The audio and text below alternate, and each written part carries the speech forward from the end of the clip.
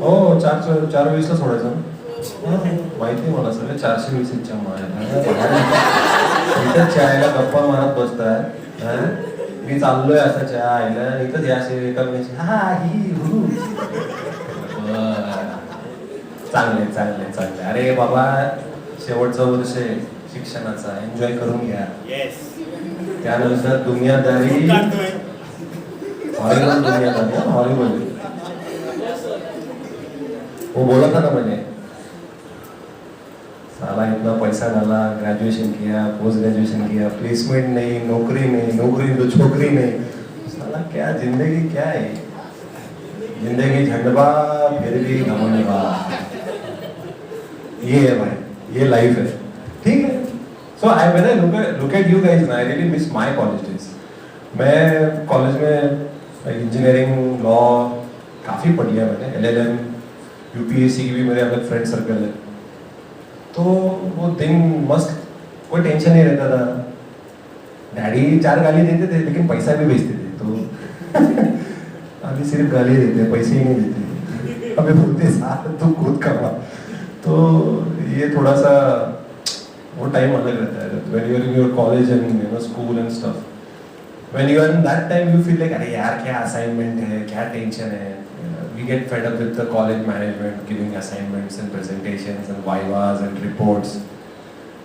लेकिन it's much better than after college.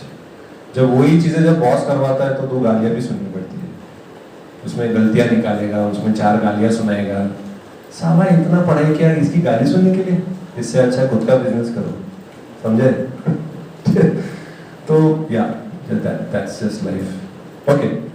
Coming back to our topic, administrative law. तो मैंने इसके बारे में थोड़ा सा आपको स्टार्टिंग बताया था एडमिनिस्ट्रेटिव लॉ के बारे में कि भाई जो ब्रांचेस हैं सरकार की जो लॉज को इम्प्लीमेंट करती हैं वो ये लॉज बनाती हैं. लेकिन इस टॉपिक को डिटेल में समझने से पहले एक डाउट क्लियर कर लेते हैं. बोलिए. अगर सेंट्रल और स्टेट दोनों को लॉ बनाने का अधिकार है, सेंटर का प्रिविल करेगा. एग्रीकल्चर अमेंडमेंट एक्ट जो आया था, तीन लॉ आए थे फार्मर के, एंड सेंट्रल ने उसको पास किया था. हाँ, but some of the state like oppose किया, like for those laws in their state they said like we will not apply this laws in their state. Can they do that? देखो, there is a difference between a policy and a law. Let me clarify. कई बार newspaper पढ़ने के बाद पूरा clarity नहीं आता है. सेंट्रल गवर्नमेंट जब कोई पॉलिसी पास करता है that depends upon the state how to implement it. Because जैसे ऐसा पॉलिसी है एजुकेशन सेक्टर में कि हिंदी को प्रायोरिटाइज कीजिए, है ना, हिंदी भाषा को प्रायोरिटाइज कीजिए. तमिलनाडु के जो CM थे उन्होंने बोला हम नहीं करेंगे, वो हमारे लिए 3rd लैंग्वेज है. पहले इंग्लिश, तमिल, अगर किसको लेना है तो इट इज नॉट मैंडेटरी. तो वो पॉलिसी होगी. तो पॉलिसी में state government can have a choice, it has a choice, क्योंकि पॉलिसी इंप्लीमेंट स्टेट को करनी पड़ती है. बट जब मैं लॉ बोलता हूं ना, लॉ स्टेट को फॉलो करना पड़ेगा. तो जब हम पेपर पढ़ते हैं तो इन शब्दों में थोड़ा सा ध्यान देना. वो उसमें पॉलिसी भी थी पर वो एक्ट्स थे, प्रॉपर तीनों एक्ट्स थे. इसके लिए उनको वापस लेने पड़े. They had to take it back. Otherwise क्या होता है कि if the state government does not follow the directions of the central government then the central government can implement state emergency. State emergency means that particular state is not following the directions of central government. तो state emergency लागू होने के बाद क्या होता है, सबसे पहले स्टेट गवर्नमेंट जो सरकार है, राज्य सरकार, वो सस्पेंड हो जाती है. Everything goes into the hands of the president of India, मतलब प्राइम मिनिस्टर. कौन चाहेगा भाई? मैं बार बार ये बोलता हूँ लेकिन इसका मतलब ये नहीं कि प्रेसिडेंट पावरलेस है. ओके, हम ऐसा लगता है कि क्या है प्रेसिडेंट सिर्फ नाम का है. नहीं नहीं नहीं, there are certain situations where president is very very important. ठीक है. So don't have that misconception कि प्रेसिडेंट मतलब क्या करा, बस टाइम पे वो स्टैम्प मारा, साइन किया, बात खत्म। नहीं, प्रेसिडेंट की भी पोजीशन है कॉन्स्टिट्यूशन में जो काफी इंपॉर्टेंट है, इसलिए हमारे देश में प्रेसिडेंट है। ठीक है, समझ में? So there is a basic difference between a policy जहां पे स्टेट का होता है चॉइस, लेकिन लॉ जो होता है, लॉ आपको फॉलो करना ही पड़ेगा। उसमें से आते हैं एडमिनिस्ट्रेटिव लॉ के ऊपर कि administrative laws are the laws which are made by the branches of the government which actually executes the laws. जो लॉज पॉलिसीज को जो एग्जीक्यूट करते हैं, वो सारे लॉज जो एग्जीक्यूशन ब्रांच है हमारी, वो ये लॉज बनाते हैं। अभी क्यों बनाते हैं, तो मैंने इसके से थोड़े बहुत तुमको आइडिया दिया था कि why does the executive branch of the government makes laws। तो सबसे पहले अगर आप देखोगे, इसका रीजन ये है कि वेलफेयर स्टेट। व्हाट ये वेलफेयर स्टेट का मतलब क्या है? What do you mean by welfare state? सुना है ये कंसेप्ट? वेलफेयर स्टेट का मतलब क्या है?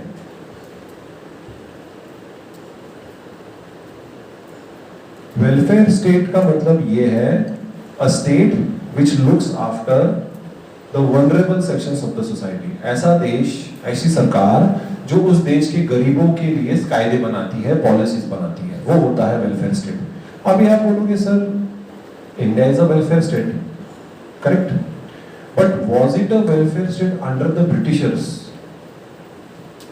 No, it was a police state। police state जो होता है, that government has only two responsibilities, maintenance of law and order, collection of revenue, बस। वेलफेयर स्टेट में ये दोनों चीजें आती हैं, because welfare of collection of revenue and maintenance of law and order is the most important function of any government. But उसके साथ जो गरीब लोग हैं, वल्नरेबल सेक्शंस हैं, औरतें हैं, बच्चे हैं, बूढ़े हैं, ऑर्फन्स हैं, SC, ST, OBC, non creamy layer, इन और जो माइनॉरिटीज हैं को प्रोटेक्ट करने के लिए गवर्नमेंट स्कीम्स, पॉलिसीज, लॉज बनाती है ताकि वो एक्सप्लॉइट ना हो, ताकि वो मार्जिनलाइज ना हो, ना कि वो प्रोसिक्यूट हो। ठीक है, तो वो होता है वेलफेयर स्टेट। तो जब से वेलफेयर स्टेट बना है, बहुत सारे कायदे पास करने पड़ रहे हैं, बहुत सारे, और वो कायदे पास करने के लिए टाइम चाहिए। तो हम बड़े बड़े कायदे, जो बहुत इंपॉर्टेंट कायदे, वो पार्लियामेंट बनाता है, और जो एडमिनिस्ट्रेटर्स हैं वो जो छोटे मोटे कायदे लगाने पड़ते हैं। मैंने आपको वो एग्जांपल दिया था, लॉकडाउन के समय पे जो शॉप कब खुलेंगे, कब बंद होंगे, आपके एयरपोर्ट पे जाने के बाद डबल वैक्सीनेशन चलेगा, सिंगल वैक्सीनेशन चलेगा, ये सारे जो नियम बनाए गए, ये सारे एडमिनिस्ट्रेटर्स ने बनाए हैं। This is not made by the state government और द सेंट्रल गवर्नमेंट। लॉकडाउन लागू करना था, ये सेंट्रल गवर्नमेंट का डिसीजन है कि भाई पूरे देश में लॉकडाउन होगा। ओके, सो इतना काम बढ़ चुका है, अभी इतना लोड है ना, इतना काम करना पड़ता है कि हर किसी के पास उतना टाइम नहीं है, ना ही एक्सपर्टीज है। ठीक है, तो उसके लिए एडमिनिस्ट्रेटर्स को लॉज बनाने पड़ते हैं। उसके बाद मैंने आपको बताया, legislature is inadequate to make laws on each and every aspect of life, क्योंकि लेजिस्लेचर में आपको सारे एक्सपर्ट्स नहीं मिलेंगे। आई थिंक हार्डली कोई एक्सपर्ट मिलेगा। मैक्सिमम पॉलिटिशियन जो होते हैं, आई डोंट थिंक वो बहुत ज्यादा एजुकेटेड होते हैं।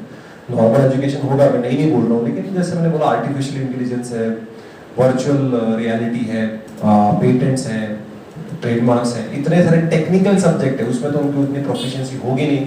तो वो बोल रहे एक कमेटी बैठाएंगे, उस कमेटी में एक्सपर्ट्स को बुलाएंगे, and those experts will be the ones will be making the rules and regulations, and most of those experts are from the executive branch of the government. उसके बाद इनएफिशिएंसी ऑफ जुडिशरी। अभी आप बोलोगे sir inefficiency of judiciary कैसे बोल सकते हो आप? जुडिशरी तो अपना काम ठीक से कर रहा है, but what about the pendency of cases?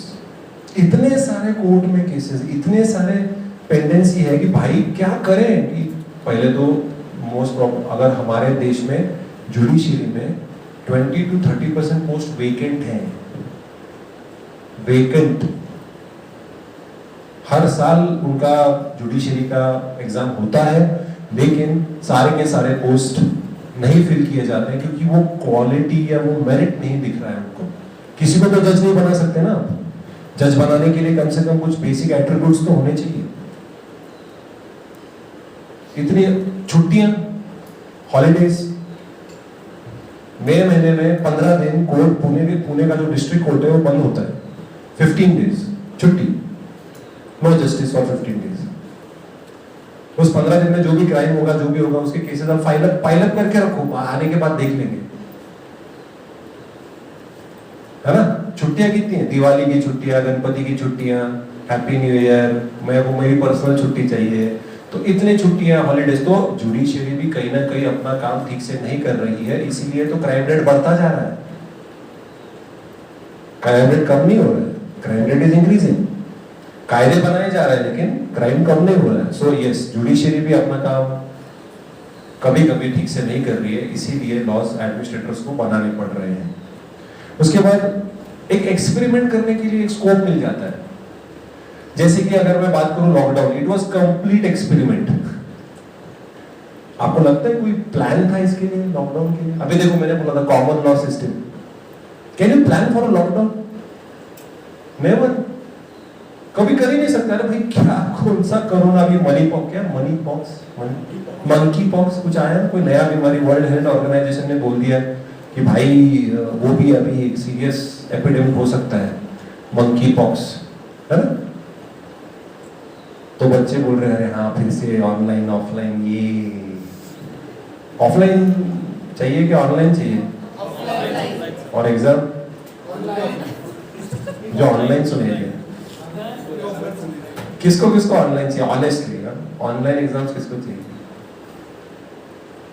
Sir exam ही नहीं चाहिए। झूठे करके ये कैसे एग्जाम ही नहीं चाहिए? एक नंबर भी चला, ऑनलाइन ऑफलाइन भाड़ में, या मेरे को नहीं चाहिए।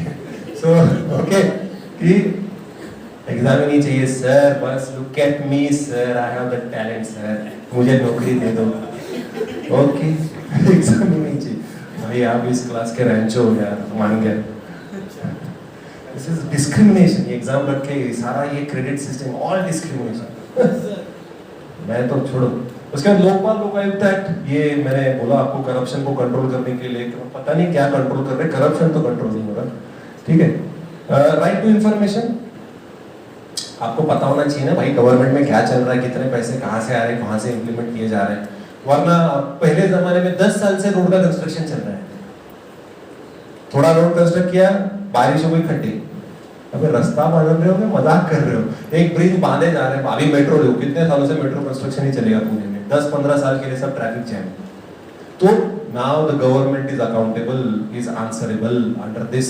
एप्लीकेशन डाला जाएगा, कितने पैसे अलॉट किए गए, उसमें से पैसे कितने यूज हो गए, कहाँ कहाँ यूज हुए, कहाँ कहाँ गए। हाँ, तो कितने सारे आरटीआई एक्टिविस्ट को मार दिया, they have been killed, murder, क्योंकि they have put RTI applications in a very very sensitive areas.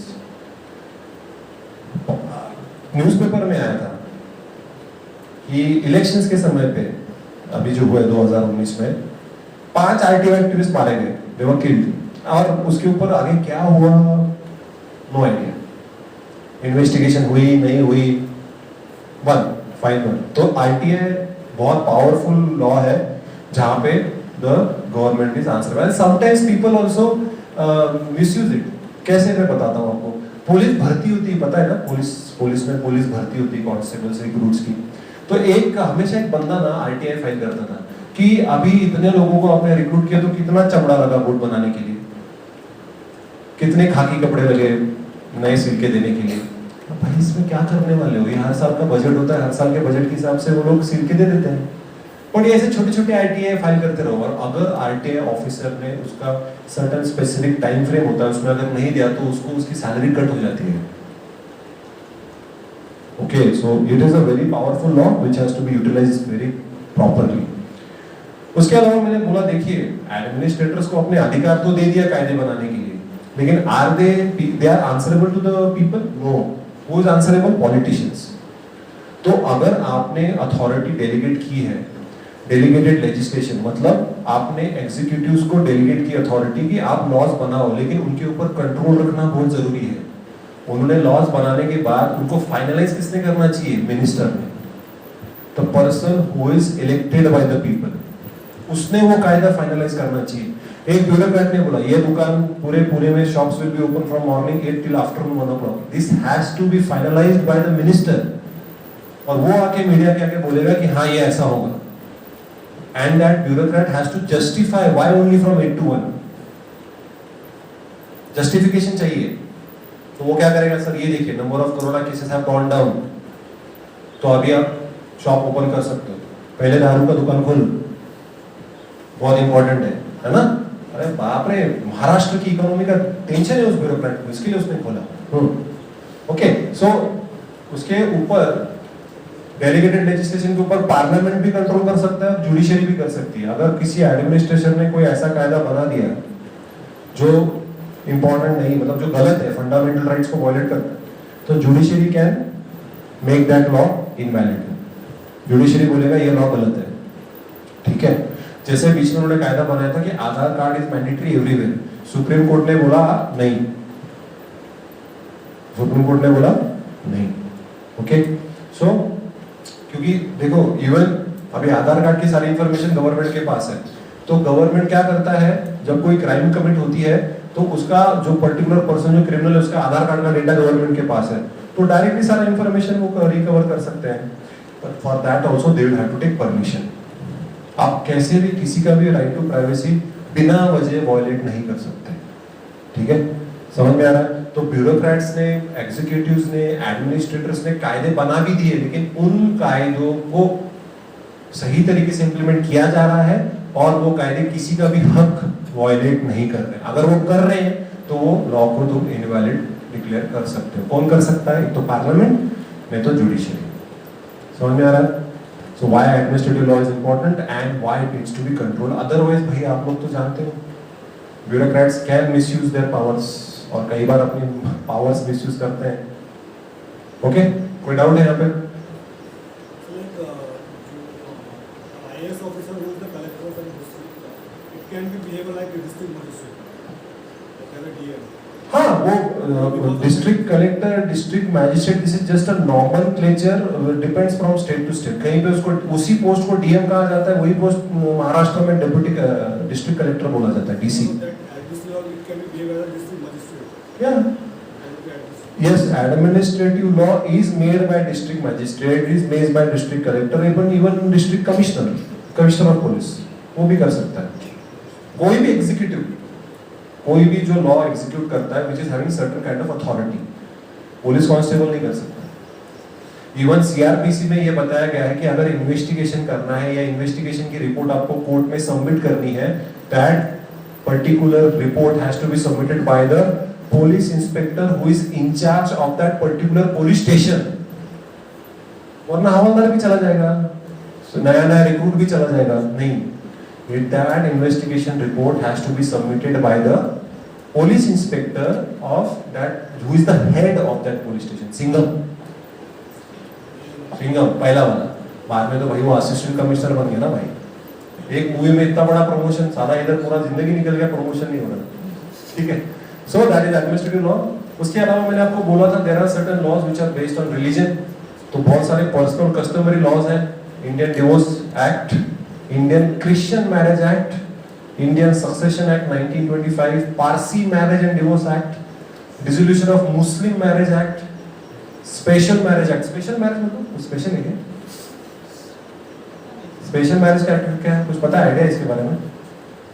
Special marriage act में किसी भी रिलीजन का, किसी भी कास्ट का आदमी शादी कर सकता है किसी के साथ भी, ओनली लड़का और लड़की होना चाहिए, उसके अलावा कोई स्पेशल नहीं इसमें, ठीक है।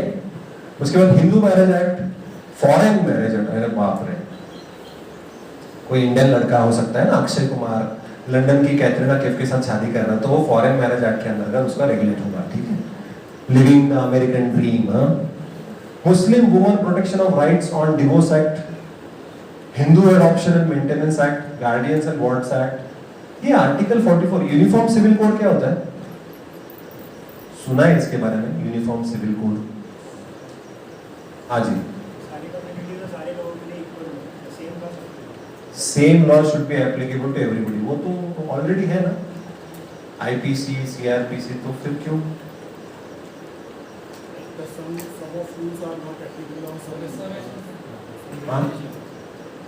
क्या क्या रिजर्वेशन? नहीं, this is more with respect to religion than cast.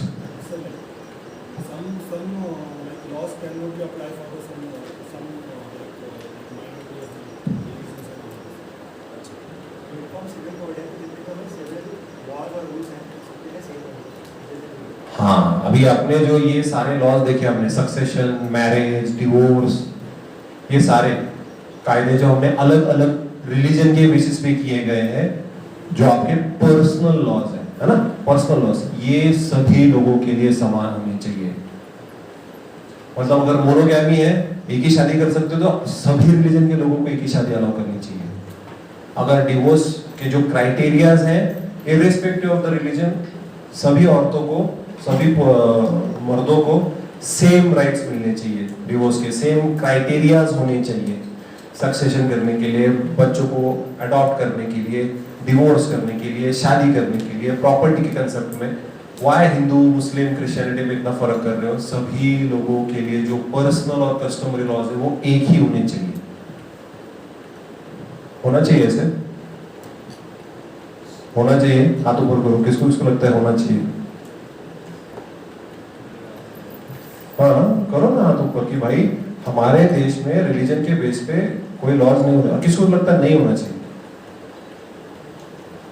उनको लगता है। और बाकी लोगों को क्या लगता है? बीच का रास्ता, बीच का, इधर ही ये हमारा देश ना बीच में नहीं है। ना साला अमेरिका बन पाए, ना साला हम पाकिस्तान बन पाए, बीच में रह गए साला। बीच का रास्ता क्या क्या हो सकता है? बीच का रास्ता आप बताओ।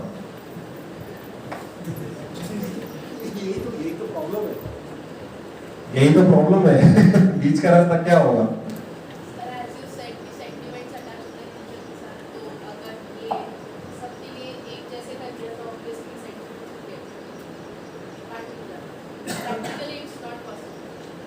नॉट पॉसिबल, इंडिया में पॉसिबल नहीं। हिस्ट्री, हाँ हिस्ट्री तो रोल प्ले करता ही है हर बार। हिस्ट्री रिपीट्स इटसेल्फ, ऐसा बोला जाता है, जो सच है। हिस्ट्री को कोई नहीं भूलता, बस हम एनसीईआरटी की हिस्ट्री भूल जाते हैं।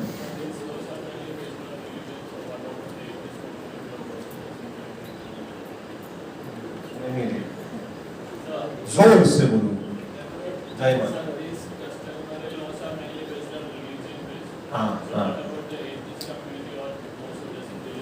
हाँ सही बोल रहे हैं। अरे जो लोग रिलीजन में बिलीव नहीं करते, जो एथिस्ट है, उनका क्या? उनको कौन सा बीच का रास्ता है ना? वो तो रिलीजन में बिलीव नहीं करते, उनका कोई रिलीजन नहीं। No god, I don't believe in any God.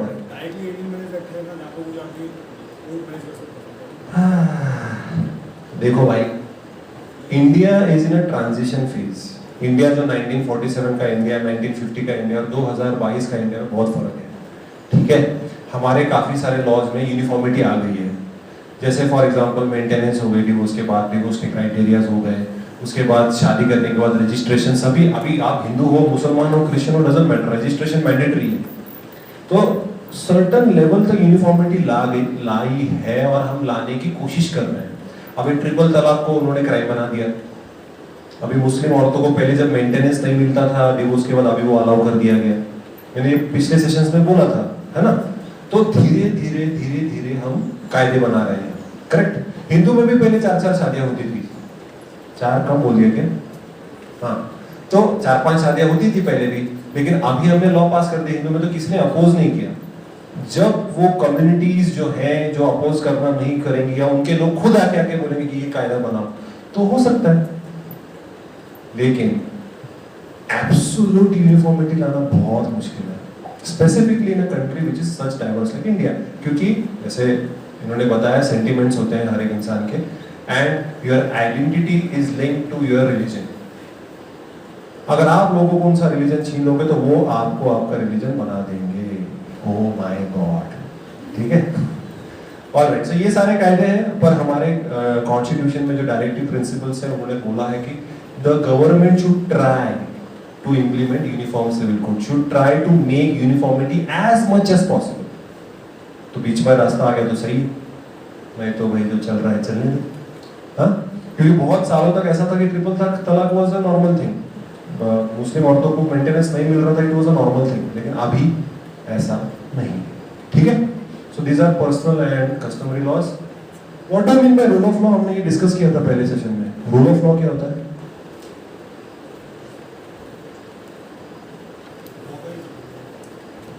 Yes, rule of law means the conduct or the functioning of any society, of any government has to be according to law, not according to some individual or any group or any particular community's choice, wish and whims.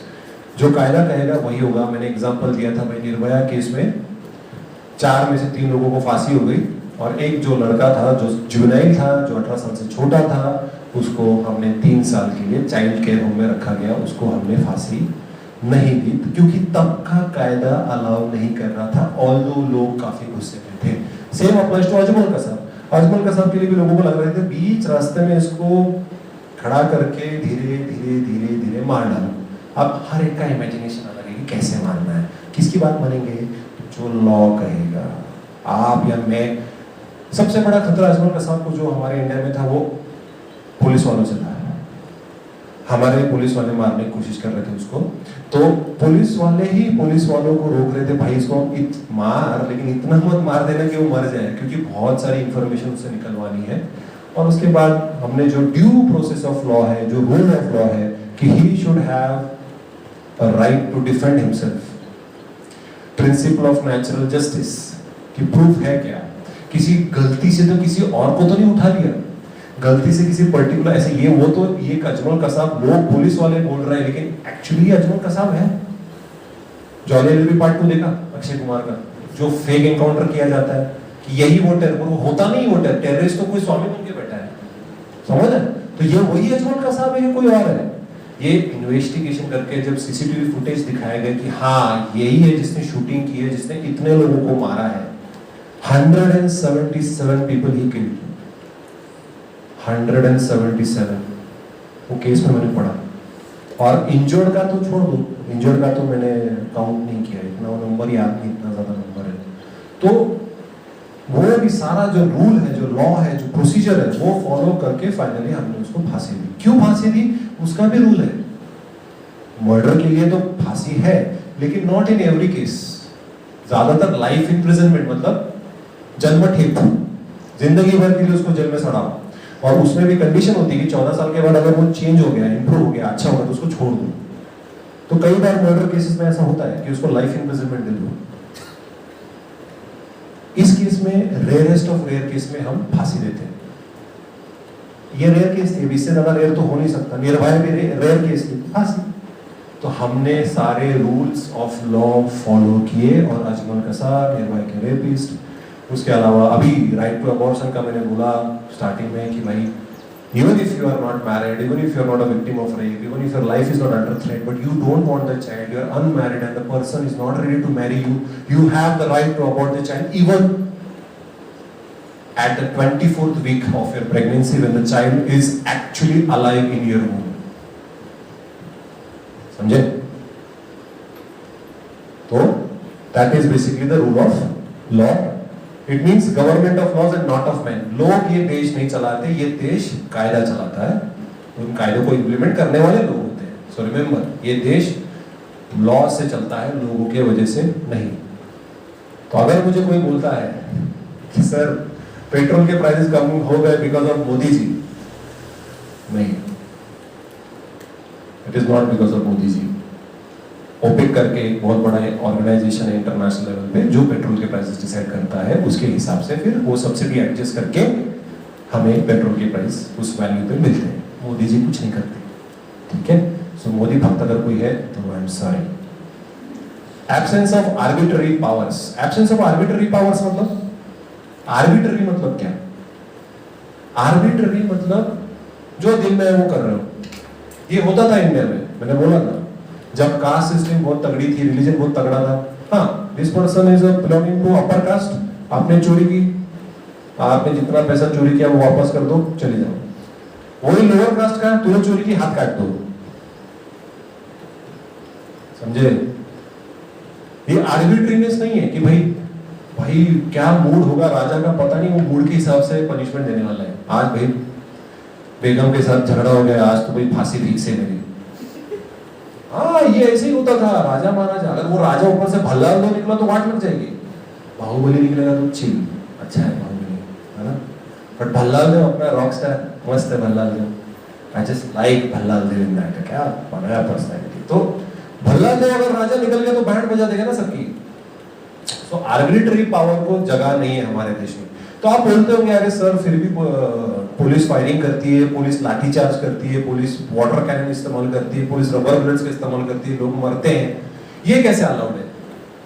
इसका भी rule है, इसकी भी condition है। वो आपको पता है वो एंटी करप्शन मूवमेंट जब चल रहा था अन्ना हजारे का, तो रामदेव बाबा साड़ी पहन के भाग गया था वो ग्राउंड पे, सब लोग वो याद है आपको? नहीं? अरे भाई यूट्यूब पे है ना, क्या देखते क्या हो यूट्यूब पे?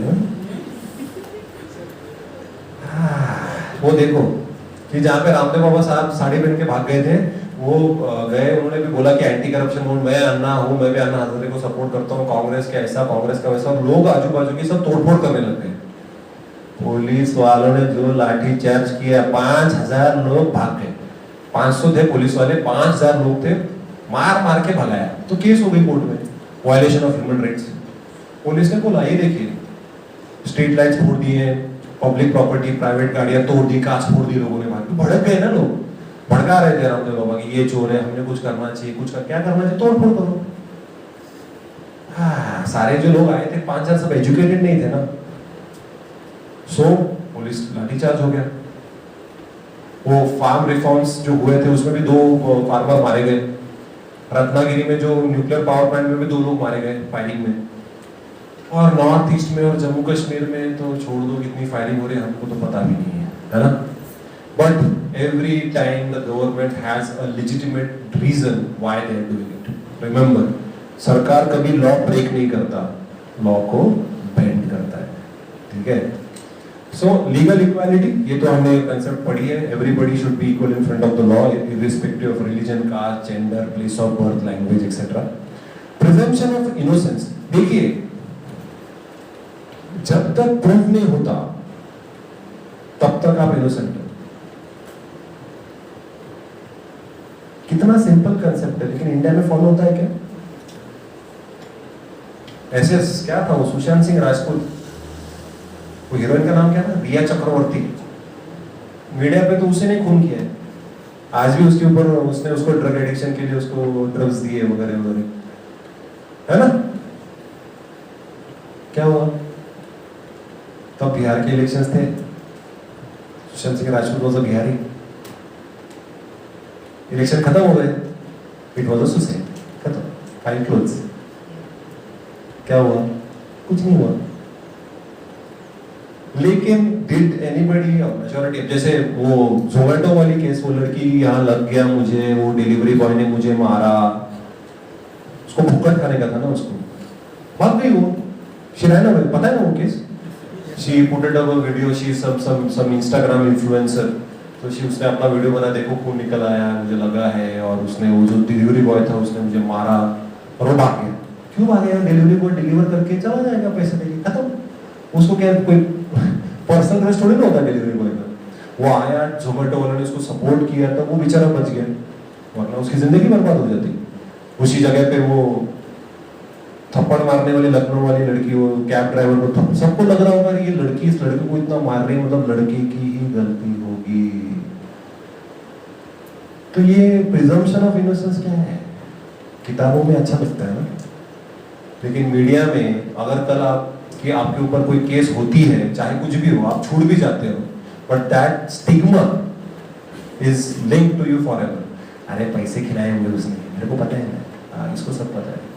सो presumption of innocence. Double jeopardy मतलब एक ही क्राइम के लिए 2 बार आप किसी इंडिविजुअल को पनिश नहीं कर सकते। डबल जेओपार्डी मतलब एक बार आपको पनिशमेंट मिल गई, आपने कुछ गलत किया था, वो गलत किया, अपनी आपको पनिशमेंट हो गई, आपने पनिश हो गए, 2 महीने के बाद जेल के बाहर आ गए, फिर से पुलिस वाले को लगा अरे चल चल फिर से अंदर चलते, नहीं, डबल जेओपार्डी अलाउड नहीं है।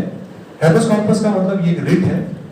रिट मतलब an order of the Supreme Court to protect the fundamental rights, जहाँ पे अगर कोई इंसान गायब हो जाता है या कोई पुलिस वाला without any kind of information किसी को उठा के लेके जाता है, या इवन प्राइवेट इंडिविजुअल किसी को उठा के निकल जाता है, आपको पता ही नहीं वो कहाँ पे छुपा के रखा है उस इंसान को, तो आप सुप्रीम कोर्ट या हाई कोर्ट में जाके डायरेक्टली केस फाइल कर सकते हो, habeas corpus writ petition file कर सकते हो कि produce that person in the court, कि वो जिंदा है क्या गया। तो ये केस है। The spirit of the rule of law is perverted when legislation results in unjust laws. अगर laws ही गलत रहेंगे तो rule of law की concept कुछ फायदे की नहीं है. अगर आपका कायदा ही गलत है, if your law itself is wrong, then rule of law does not have any value. Rule of law की कोई भी value नहीं है. So that was about rule of law. हाँ जी, कोई डाउट है मुझे? डबल जियो पार्टी हाँ, डबल जियो पार्टी उसका क्या?